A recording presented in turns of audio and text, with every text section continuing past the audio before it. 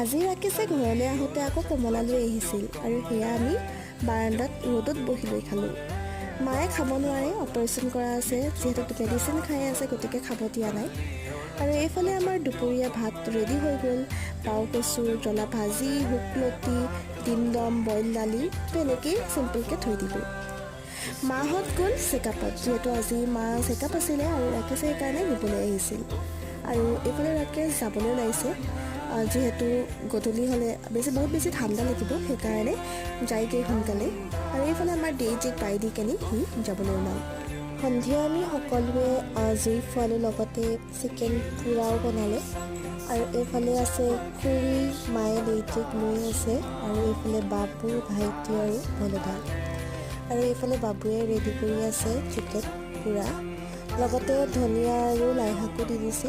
আৰু এইফালে আমি খালোঁ চিকেন পোৰা। আজিলৈ বাই।